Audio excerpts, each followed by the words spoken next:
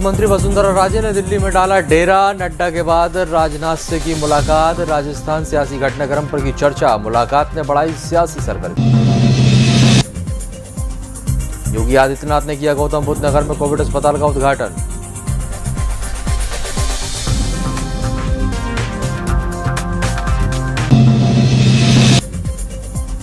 कोझिकोड हादसे के घायलों से मिलने पहुंचे केरल के राज्यपाल और मुख्यमंत्री।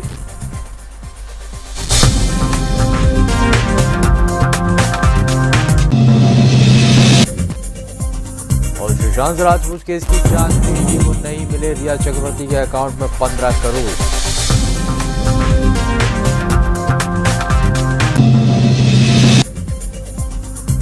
मध्य प्रदेश में 15 अगस्त के कार्यक्रम में किया गया बदलाव। बच्चों की रैलियों और झांकियों पर लगाई गई रोक। 15 अगस्त पर नहीं होंगे भीड़ भाड़ वाले कार्यक्रम।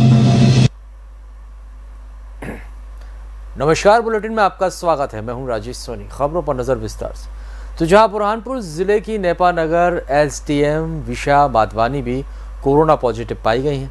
हम आपको बता दें कि नेपानगर क्षेत्र में अपने कामों को लेकर लेडी सिंघम से जान पहचान बनाने वाली एसडीएम विशा माधवानी और उनके ड्राइवर की रिपोर्ट कोरोना पॉजिटिव आई है। बुरहानपुर में बढ़ते कोरोना संक्रमित लोगों में अब जिले के अधिकारी भी अछूते नहीं रहे।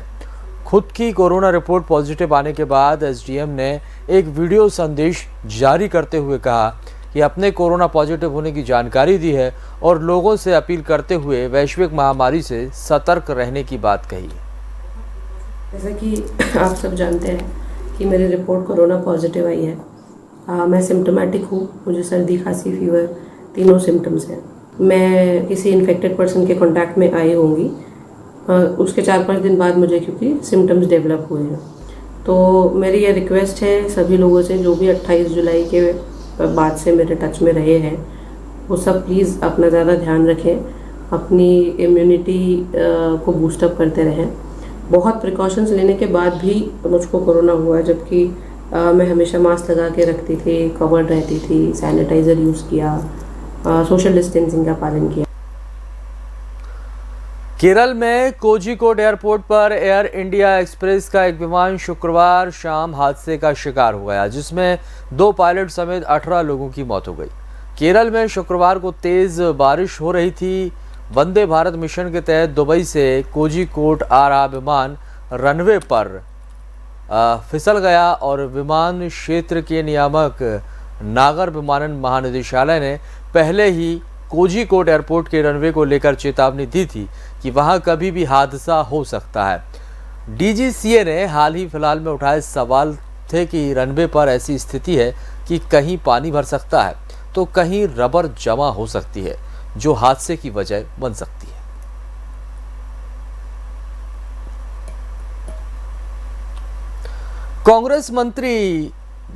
कांग्रेस के विधायक लक्ष्मण सिंह और दिग्विजय सिंह के बीच तनाव देखने को मिला है, जिसके चलते लक्ष्मण सिंह ने जो अपने ही बड़े भाई दिग्विजय सिंह पर प्रश्न चिन्ह लगा दिए थे, जिसको देखते हुए पूर्व मंत्री सज्जन सिंह वर्मा का बयान सामने आया। उन्होंने कहा कि भगवान राम और लक्ष्मण त्रेता युग में पैदा हुए थे। कलयुग में इस तरह के लोग भी पैदा हो रहे हैं जो अपने पुरखों और वरिष्ठों पर सवाल खड़े कर रहे हैं। वर्मा ने कहा कि दिग्विजय सिंह और लक्ष्मण सिंह कितना पढ़े लिखे हैं, इसकी पड़ताल हो जाए तो ये पता चल जाएगा कि कौन विद्वान है और कौन कमजोर।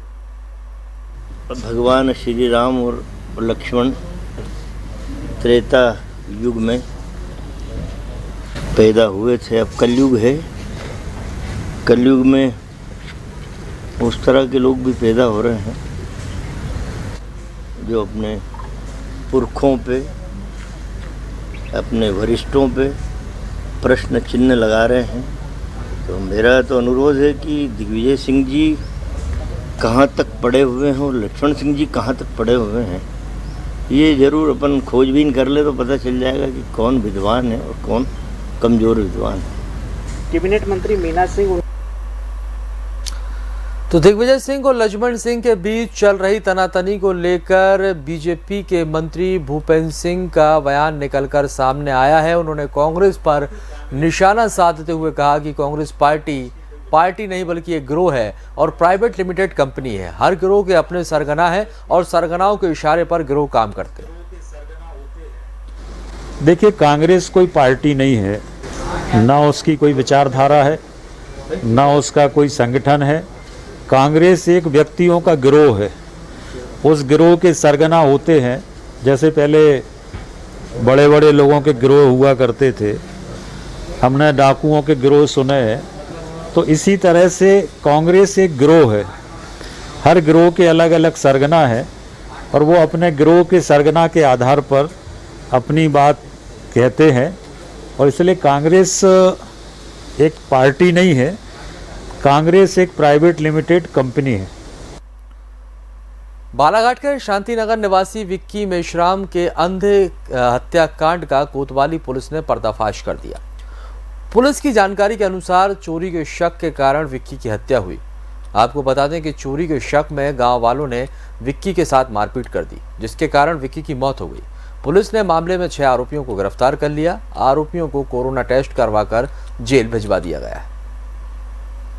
बच्चे के साथ रात में बड़ी कुमारी तरफ एक प्रेमिका से मिलने के लिए गया था। जब यह गांव पर पहुंचा तो वहां गांव वालों ने इन्हें चोर समझकर उनके पीछे दौड़े और इसमें जो विक्की है ये इनके पकड़ में आ गया। और इन गांव वालों में से जो 6 लोग थे जो कि आगे आ गए थे मोटरसाइकिल से, इन लोगों ने इसको पकड़ लिया और इसके साथ मारपीट की और इसको ज़मीन पे दबा दिया। इस तरह के कारण इसकी मृत्यु हुई। इसमें कुल 6 आरोपी हैं, 6 की गिरफ्तारी पुलिस ने कर दी।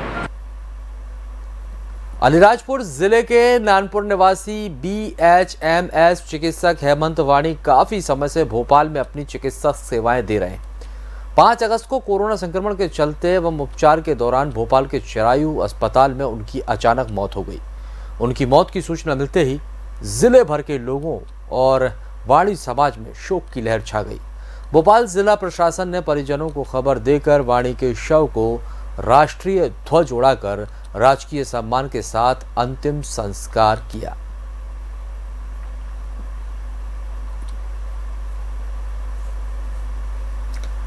सिंगरौली जिले में लगातार बढ़ रहे अपराध की रोकथाम के लिए पुलिस अधीक्षक वीरेंद्र सिंह ने अपराधियों की धरपकड़ के निर्देश दिए, जिसके चलते कोतवाली प्रभारी अरुण पांडे ने टीम बनाकर शातिर अपराधियों को डकैती की योजना बनाते हुए धर दबोचा।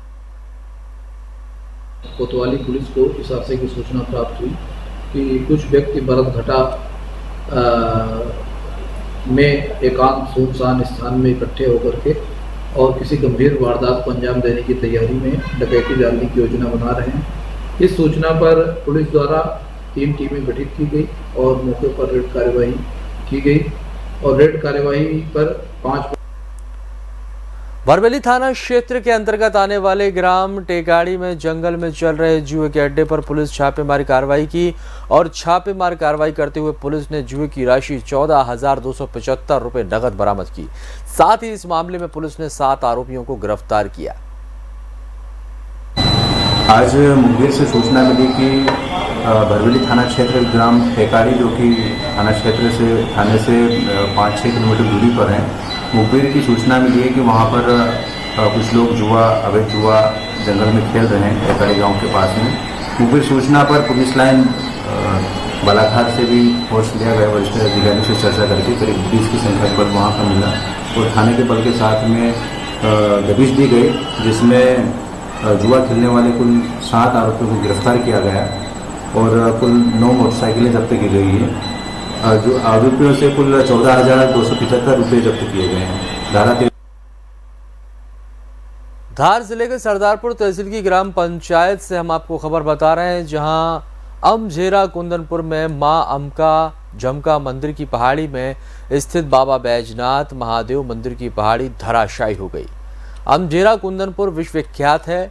महाभारत काल से बताया जाता है कि इस स्थल से भगवान श्री कृष्ण ने रुक्मणी का हरण किया था। अज्ञातवास के समय पांडवों द्वारा जहां गुफाएं निर्माण की गई थी और भगवान शिव की पूजा अर्चना भी यहां पर की गई थी। लेकिन अच्छी बात यह है कि इस घटना में किसी तरह की कोई जनहानि नहीं हुई।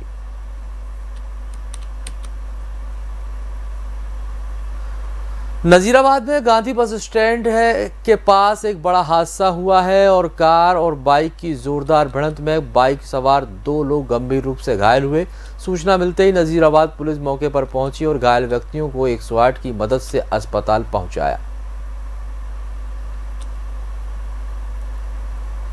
भोपाल जिले में कलेक्टर अविनाश लवानिया द्वारा अवैध शराब के निर्माण और परिवहन पर रोक लगाने के लिए विशेष अभियान चलाया जा रहा है।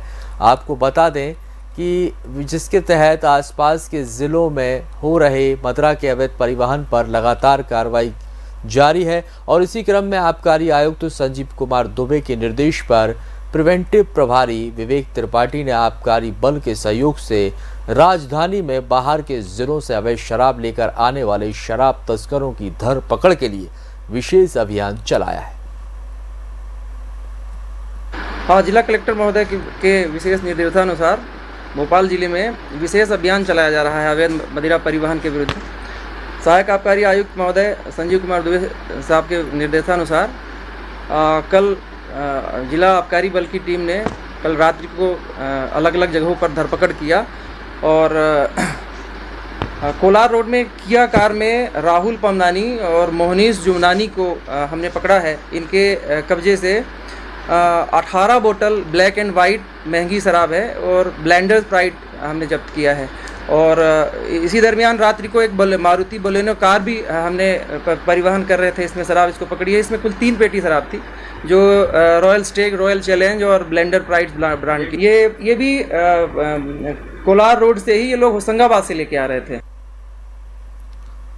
गंजबासौदा पुलिस को बड़ी सफलता हाथ लगी है। दरअसल पुलिस ने मुखबिर की सूचना पर 2 व्यक्तियों को नकली नोटों के साथ गिरफ्तार किया। आपको बता दें कि देहात पुलिस को सूचना मिली थी सफेद रंग की गाड़ी से 2 आरोपी नकली नोट लेकर जा रहे हैं, जिस पर पुलिस ने सघन चेकिंग अभियान चलाकर आरोपियों को धर दबोचा। आरोपियों के पास से पुलिस ने 6 लाख रुपए के नकली नोट और साथ ही 50,000 रुपए नगद बरामद किए हैं। फिलहाल पुलिस आरोपियों से पूछताछ कर रही है।